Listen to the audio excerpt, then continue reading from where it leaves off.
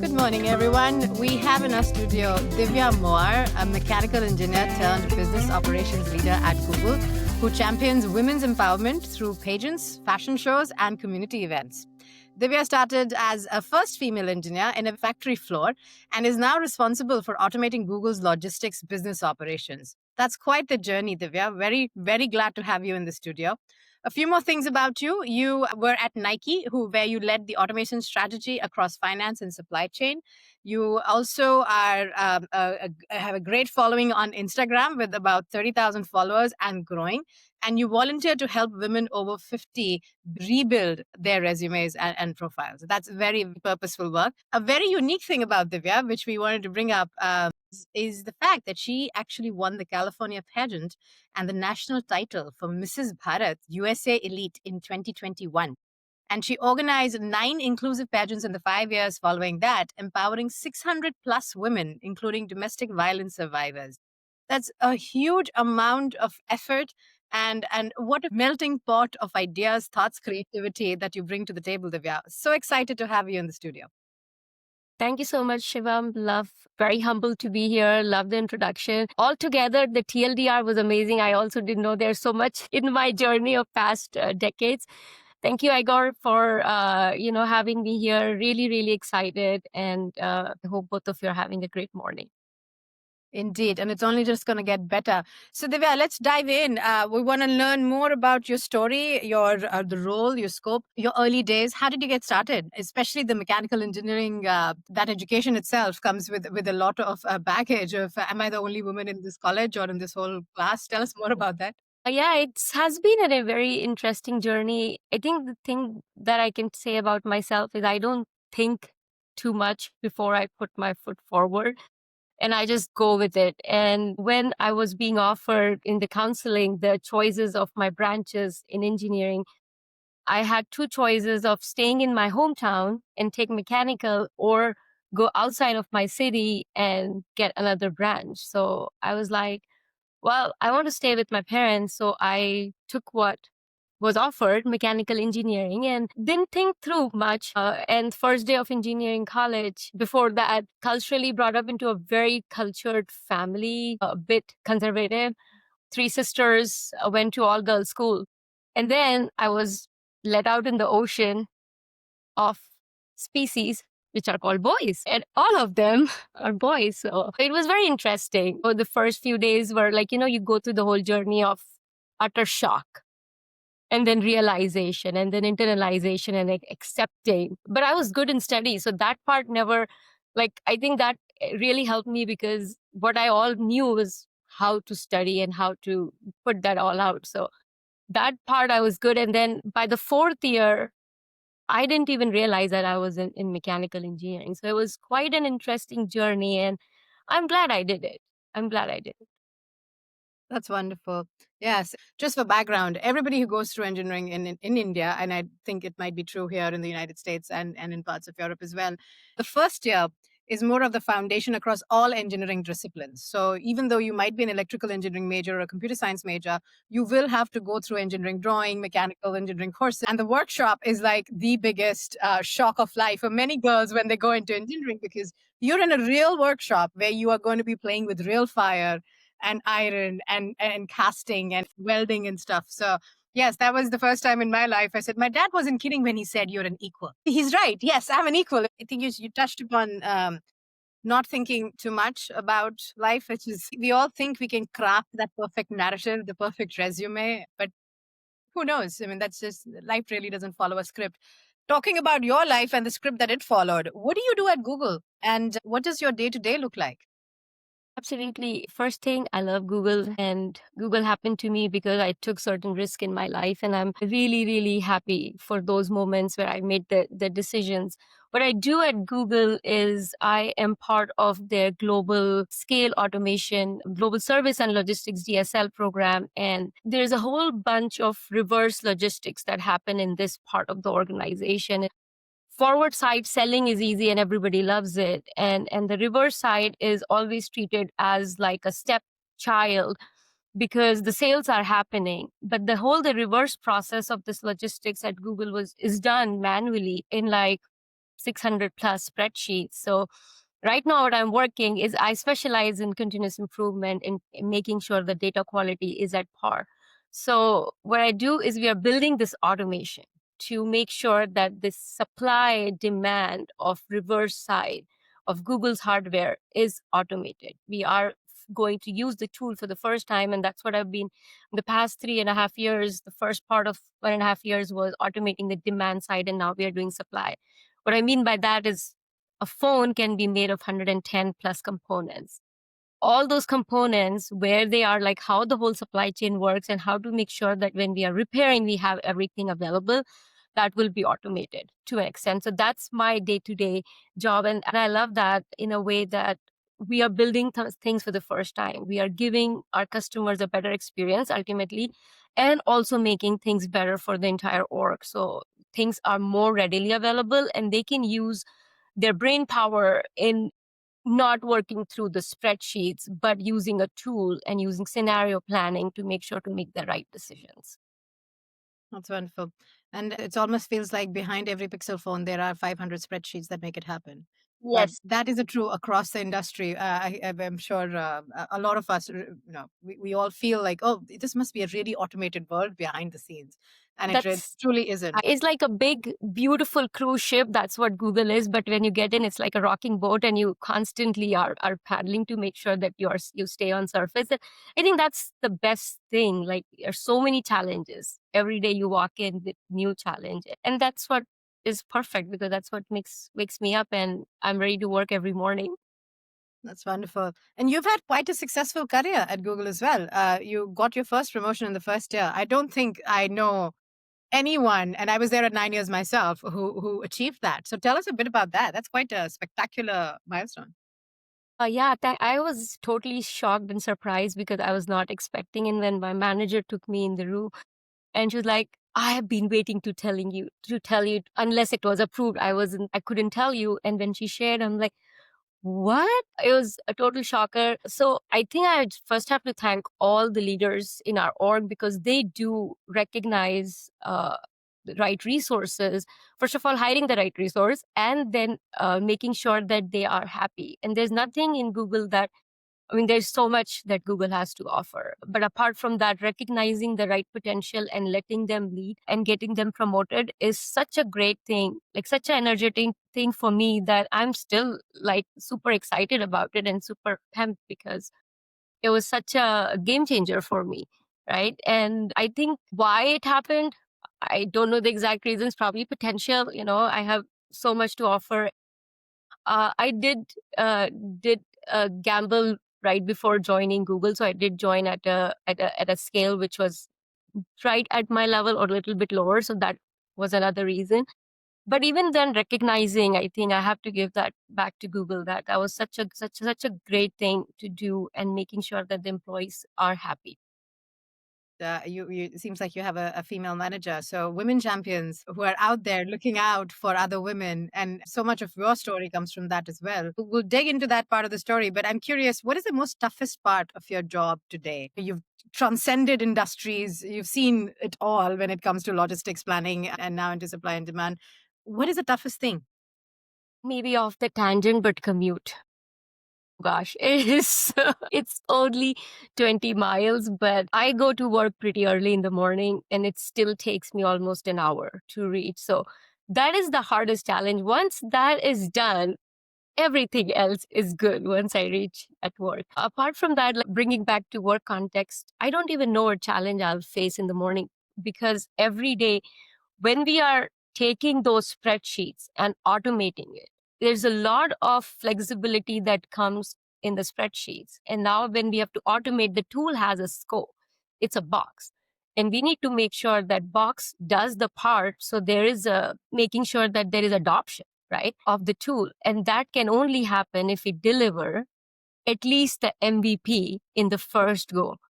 In order to do that, there's so many challenges. And I am a data expert. So there's a big lift and shift of data that we have to do from manual to this systematic way of doing things. So every day, I don't even know what challenge we will unveil, but the beauty of it is that we have a great team And I love challenges because what's the point in having a comfortable, mundane work schedule? Every day, new challenges in world of data is what I expect. You have a fantastic career and so many amazing achievements at work, but also your life is pretty amazing outside work. So I wanted to talk a little bit about what you do in your free time and talk a little bit about the community you're building. So you have many great achievements in this area of helping out community, and it all started with the first pageant. So can you tell us a little bit more about it, and what was it like to participate for the first time, and what motivated you to do it? How did you get that idea? Absolutely. Before pageant wasn't, it was my first time pageant, but I was not new to stage. I have been doing fashion shows for last, before even I entered pageant, for maybe 10 years. And when you do fashion shows, you're actually walking for a designer, basically a dummy walking for a designer who is telling you their ideas, their vision is brought to life. Great thing to do.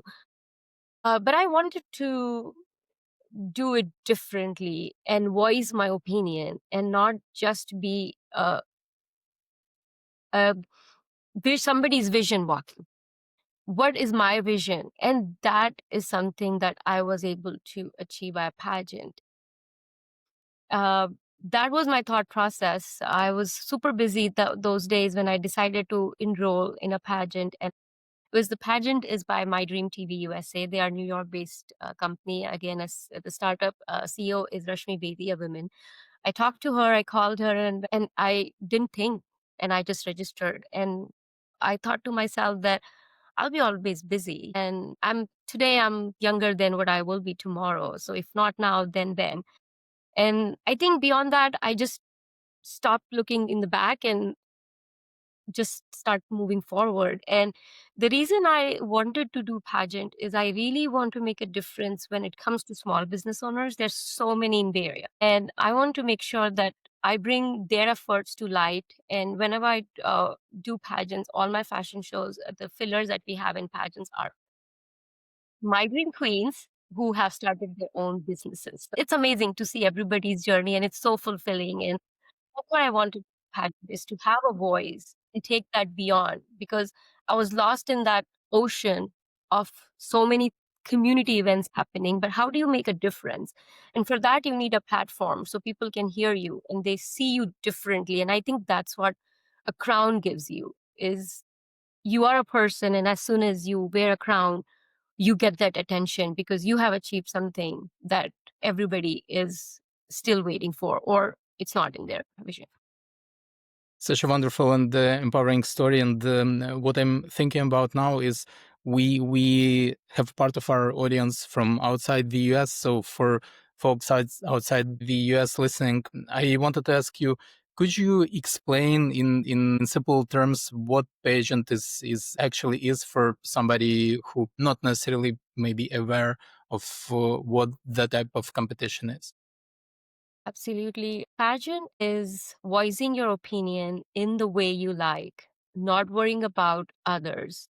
And it gives you a platform that wings you can spread and completely make your own path. And that's what pageant is. So that's a very high level, complicated two sentence. Pageant is a competition, of course, but once you enter it, you chisel a better version of yourself. Because if I think through in 24 hours, and I go, and Shivam, you can also help me, that when you sit in 24 hours, how many times you think that what is your vision board, or what do you want to do, and what did I do for myself today? And we hardly do. Like, we are so multitasking, especially, like, I can vouch for women. We do thousand things in our head. Yeah. Lunch, dinner, kids, mom, dad, calling everyone, taking care of home, husband. So there's so many little things. But how many times I sat down and I said that, what do I want to do, and what difference do I want to make? And that's what pageant offers, right? And the pageant we do are very inclusive. It's like, I really want to take this moment to say that it's not a stereotype. There are a lot of negative notions around pageant. Why would I allow somebody to judge me? And I get all these direct questions because after winning, nationals. There was no one to guide me in California when I participated, and I learned through so many things, and I'm so glad because self learning is the best way to learn. Thanks for Google because I had YouTube, a plethora of knowledge. So I self learned, and then when I do pageants, I make sure that whoever comes to our platform becomes part of a family. They start at an equal level, right? So I make sure that they have that base knowledge, and there is no judgment. Like a Mrs. category, for example, can be a woman from 21, whatever X number of age, right? But how can a 21-year-old participate or compete with a 50-year-old? Well, there are various obvious reasons, right? They are not in the same level of their age. So we have very inclusive. We have categories which are defined by age. So people feel comfortable participating in their own age group. We have categories by curvy category, as in somebody who thinks they have curves. This doesn't mean they're plus size. Again, it's very inclusive and it's for couples. We had grandmoms participated, we had granddads, we had little kids from 3 until grandmom. So it's beautiful and everybody brings so much learning. Like I learn so much every time I do a pageant that life is so beautiful. And some people are there for their unique purposes. Like I've met some of the domestic violence victim and it takes my heart away because it's so much they go through and they just need that little confidence. Like they won't even look me in the eye when they talk to me because they lost their confidence somewhere. And that's what this platform gives. Like you are no different than anybody else. You need to voice your opinion. So it's just so beautifully done. And I'm very, very passionate about. Again, I've been doing this since 2022 and just did our last one in May of 2025. And we are already doing the next one in April of 2026. Yeah.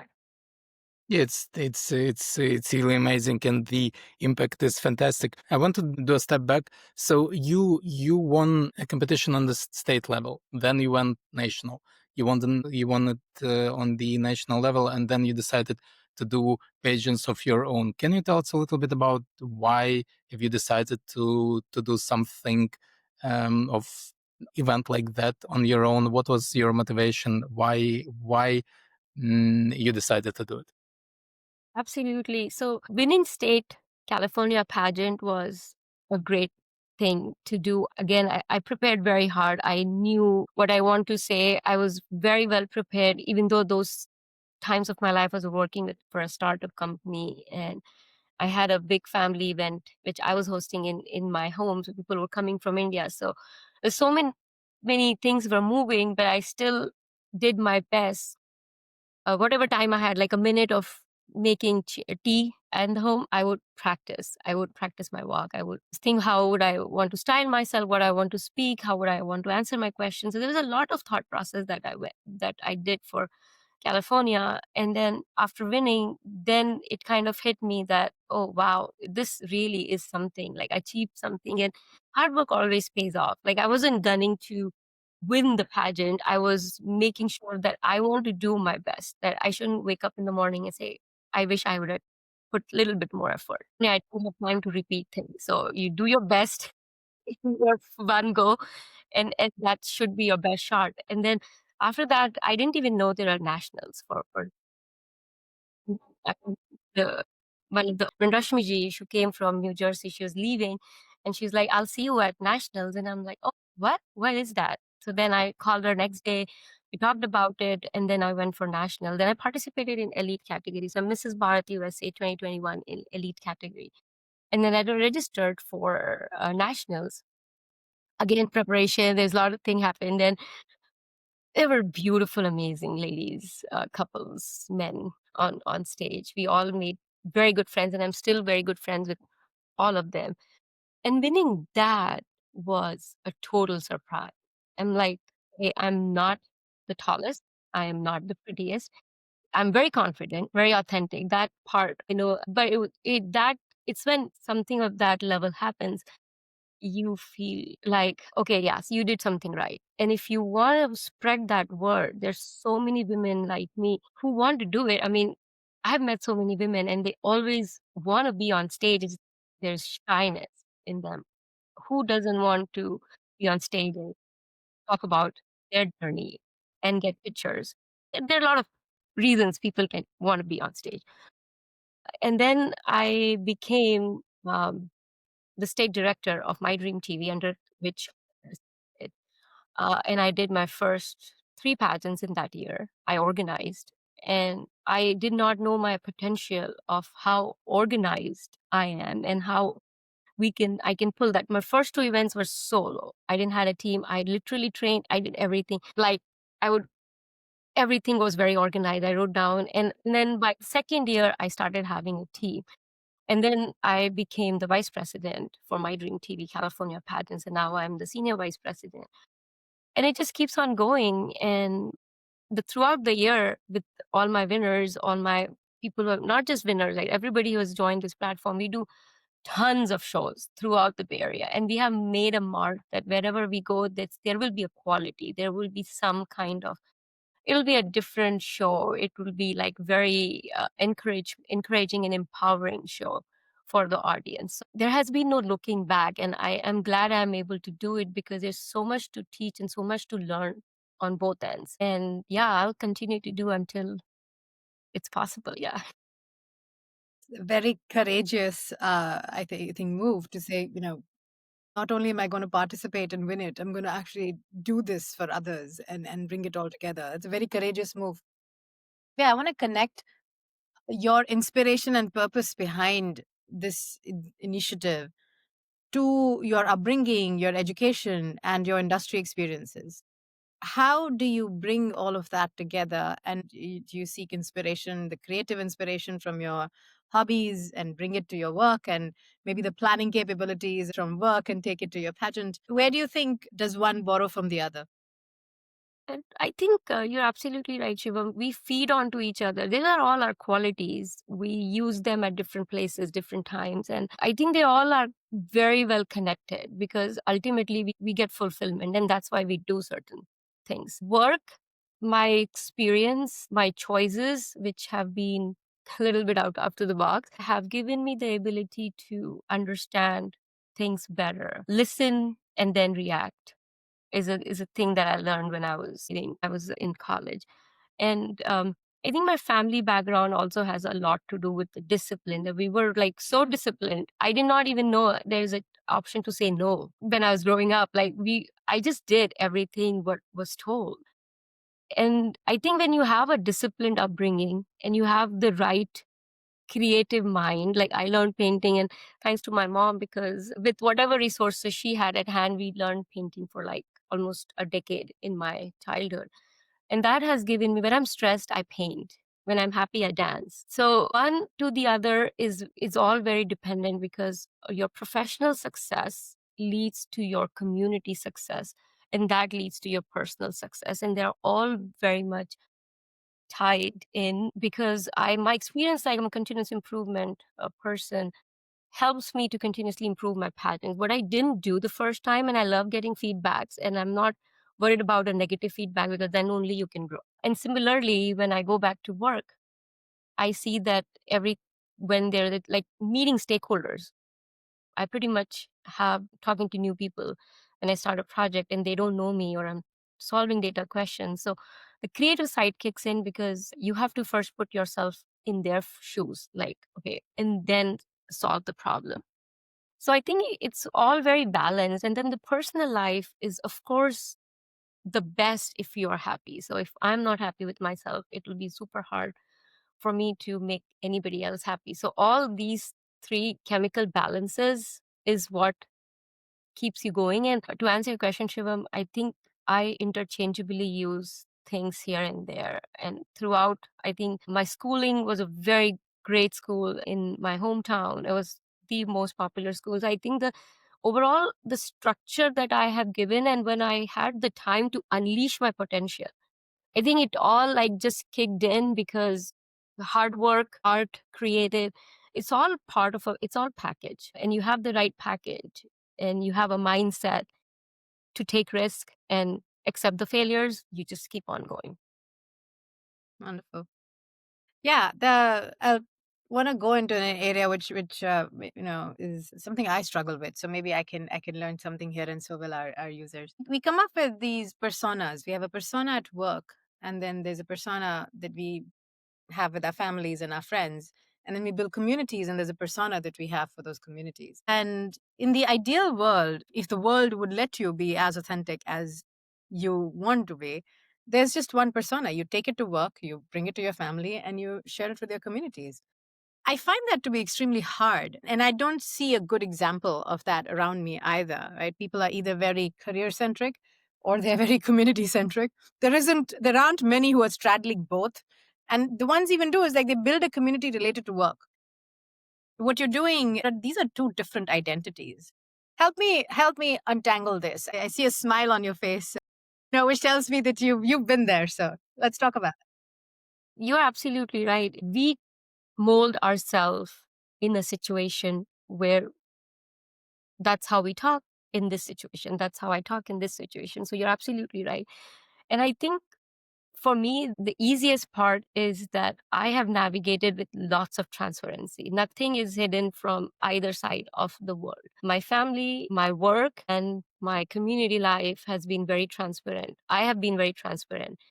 If people ask me, I'm very honest. And I think that makes it easy for me. And it wasn't easy, Shivam. So I completely agree with where you're coming from. And it's okay to have different sides because that's how we navigate. But once I was transparent and authentic and relevant, like I think relevance is the best word that I can say. Like what is relevant in a situation, we need to do that. Doesn't matter what the way I talk to my community, the way I talk at work. That's not what I'm saying. But I think being inside, if I feel it's relevant, then yes, I am one persona. And with my in-laws, with my parents, with my kids, and with my all three other life at work, community, and at home, I am the same person, what I was 15 years ago before I embarked on this journey, and I'm the same person today. So that keeps it very easy for me as long as my mental and emotional balances are concerned. That's a beautiful example. And as a confirmation of your authenticity, you went even one step further and you organized a Diwali fashion show at Google.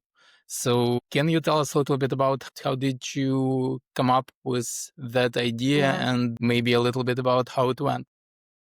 absolutely. So at Google, one thing that I didn't have time to was I was working on very high priority projects was to socialize. And I love socializing, but you have to have that right mindset. And working on projects, you make friends, work friends, but you just go on coffee, like or lunches, right? Beyond that is like all work.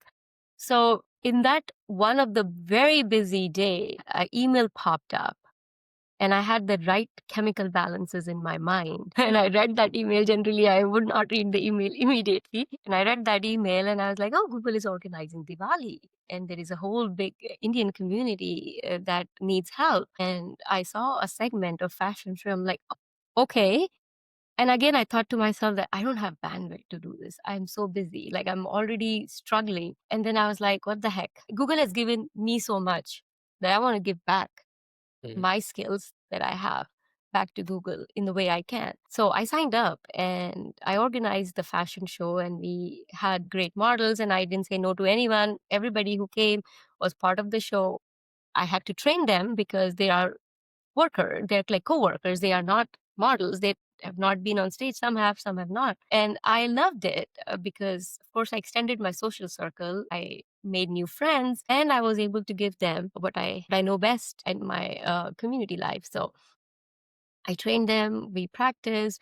And then, when things are happening, it was like all aligned to happen. And that day that I signed up for fashion show, one of my designer friends, she calls me in the evening and I'm like, oh my God, I was just thinking to call you. Would you want to do your fashion, your outfits at Google?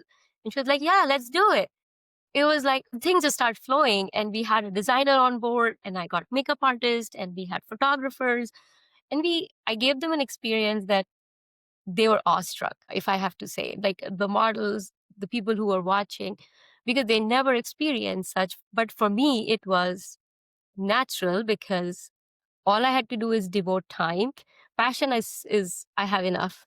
So I just had to make sure that I carve out that extra time to make sure that I train them. And we had guys also in the fashion show, and I made it super fun. It was like you teach them, but to the point that they're not boxed, right? You teach them, and then you let them be themselves. I kind of mix pageant and fashion show together. And I asked them, "Do you want to do a dance when you go in the center?" And they were so excited. I'm like, "Okay, let's do it." So it was so much fun because it's not just me prescribing them something; it's what they also want to do. And I'm good friends with them. We go out for lunch, we celebrate birthdays. So I'm so glad that I did that.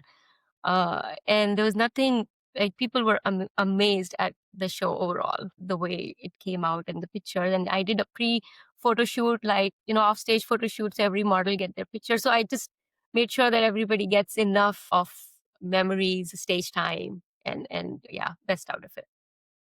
You touched upon something which, again, is something where women specifically struggle with, which is belonging, finding belonging at work, creating belonging at work. It's two-edged sword, because if you do create that, then to leave that is equally hard, right? Sometimes it can take years and multiple years, in many cases, to actually detach from that belonging that you created. But there was an era in the Silicon Valley when, the vibe that we're talking about here, which is like, let's give back to the community, let's give back to the employees and bring this community aspect at work, which was it was really why people were attracted to tech. It was something that brought people together and said, I work 15-hour days, but that's because a couple of hours out of those 15 hours, I'm actually playing table tennis with my friends at work.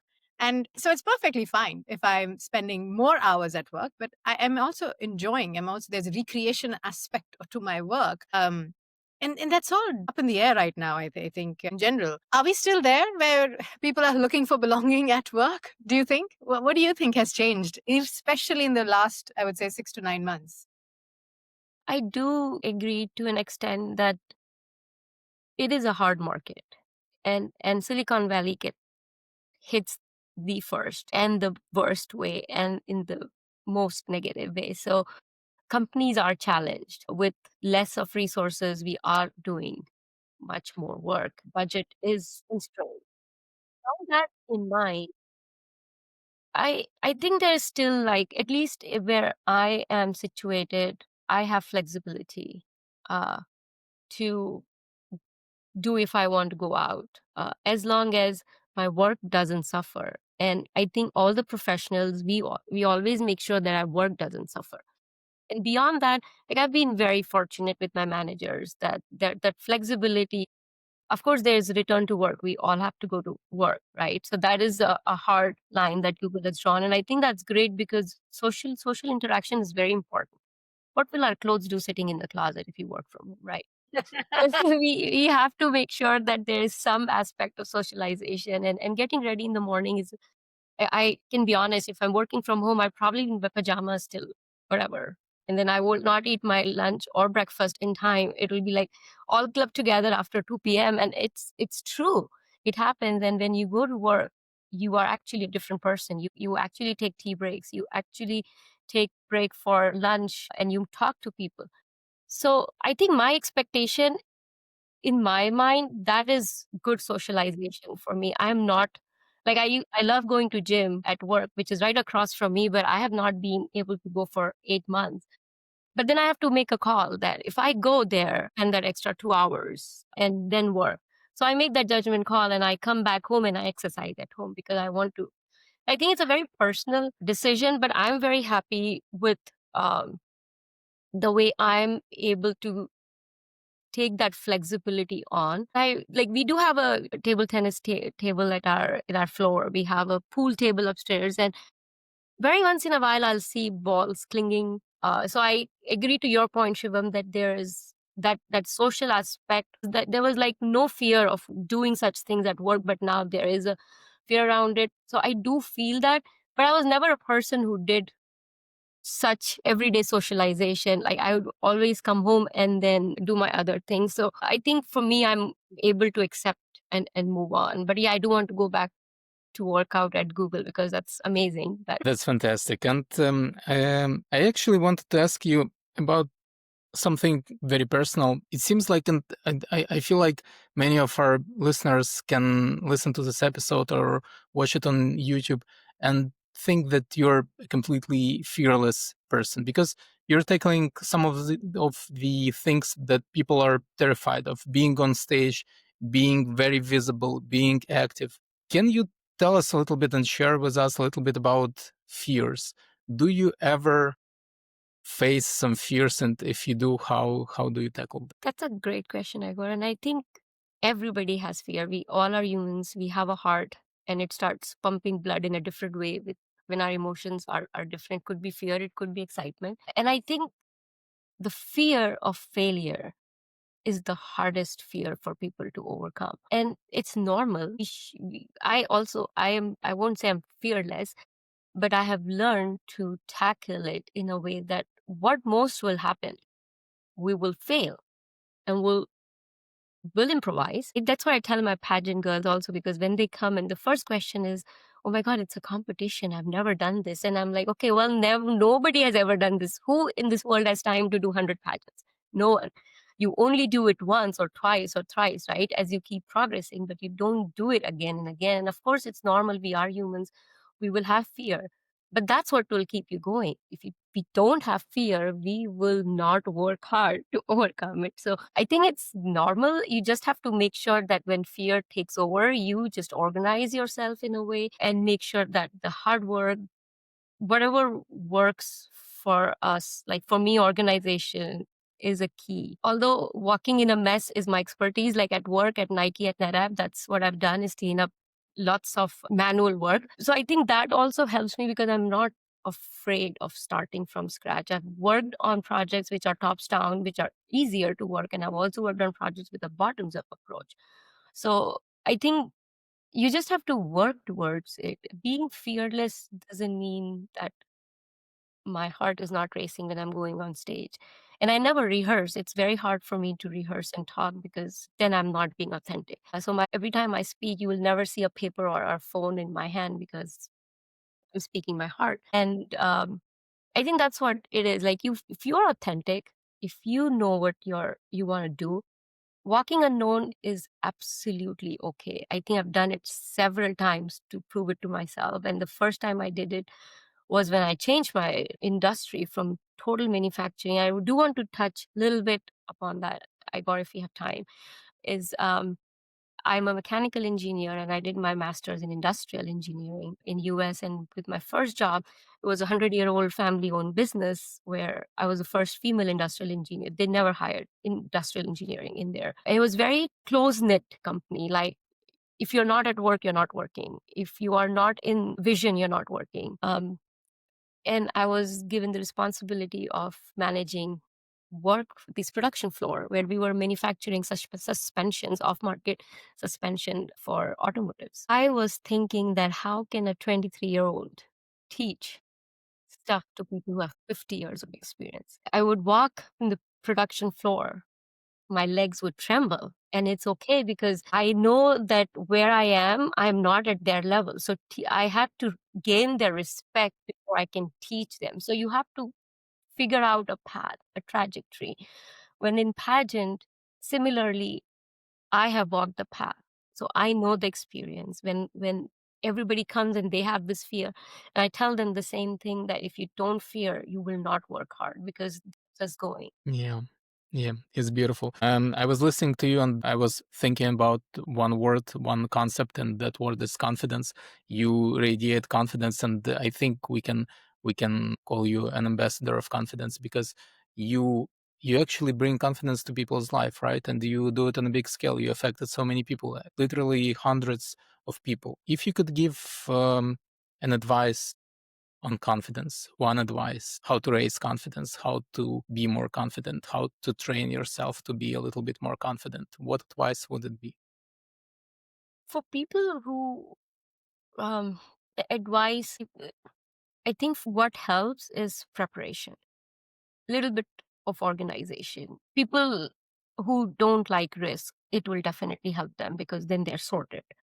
I feel that for me, everything is like an assembly line. So into my manufacturing world, that even at home when I'm building tacos, I will have things laid out in assembly line. So it works faster and it's efficient and it's ingrained in me.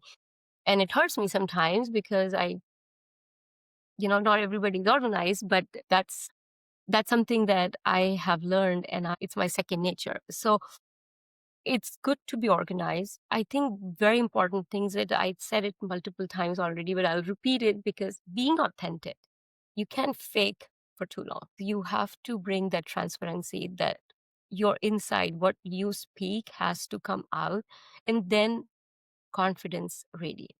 And I'll give you an example of and I was volunteering. So thanks to NetApp, because then Shivam, to your point, your earlier question, I was able to volunteer at NetApp and go to, again, an email popped up. It was my second year at NetApp, and there was a workshop that NetApp was volunteering to help women transition their jobs.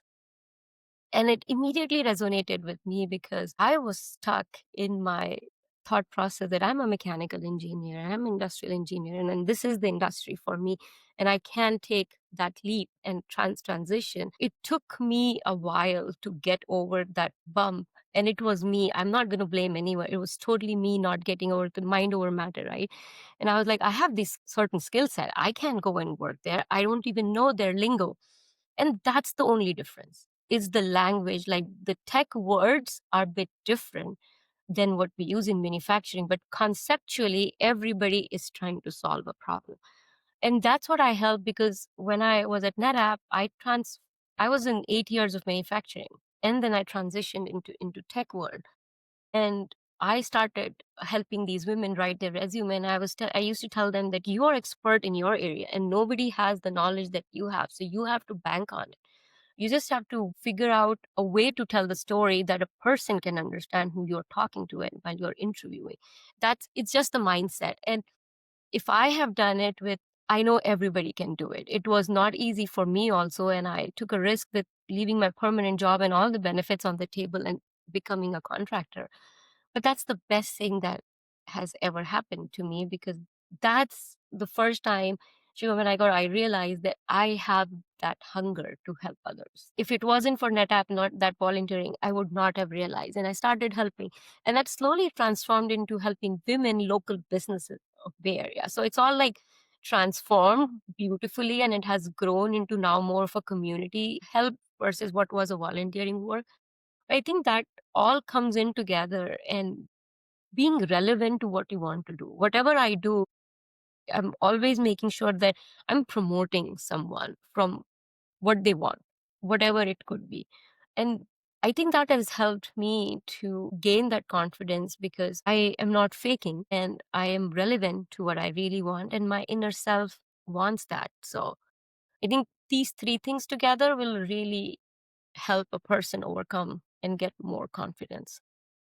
Wonderful. I can't believe we're now at the end of our episode. It's been a fascinating morning learning from you. Divya, you are a confidence ambassador and you're helping people build that courage and confidence to put themselves out there. So congratulations on a fantastic run. Before we go, any tips, tricks, any books, podcasts that you recommend to people or just any advice for our listeners? Absolutely. I think whatever is our jam, we should do that. It doesn't have to be a course or a podcast. My role model has been Indra Nooyi. I love the way she talks. It resonates so well with me. So she is like my ideal. I love her book, My Life in Full. I love YouTube motivational speakers. I listen to them a lot when I'm driving to work. YouTube, I love listening to her. Priyanka Chopra is another one. I love the way she talks. She's so relevant and like she connects so well with the audience. So my advice would be whatever is your jam, like dancing, music, therapy, whatever works. I think we all should do that. Awesome. Thank you so much, Divya, for spending this morning with us. Have a wonderful journey ahead. Wish you all the very best with more communities that you build and excited to have you back to share more about how these journeys are shaping up. Good luck. Thank you. Absolutely. Thank you so much, Shivam. Thank you so much, Igor. Really, really a pleasure to meet both of you and looking forward to many, many more connections.